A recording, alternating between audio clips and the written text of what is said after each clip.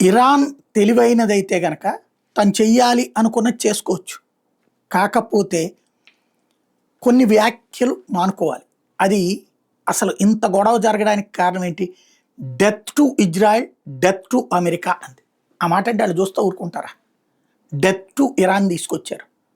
ఒక రకంగా చెప్పాలంటే చిట్ట చివరిలో మరి అది డబ్బుకే లొంగిందా అమెరికా, లేదంటే గనక భయపడిందా అణు విధ్వంసం జరిగితే అన్నటువంటి దాంతో తెలియదు. కానీ ఒకప్పటి అమెరికా అయితే ఏదైతే జపాన్లోని హిరోషిమా నాగసాకి మీద అణుబాంబులు వేసింది, ఇక్కడ అణ్వస్త్ర కేంద్రం పూర్తిగా పేలేటట్టు చేస్తే చాలు మరొక హిరోషిమా నాగసాకి అయిపోతుంది.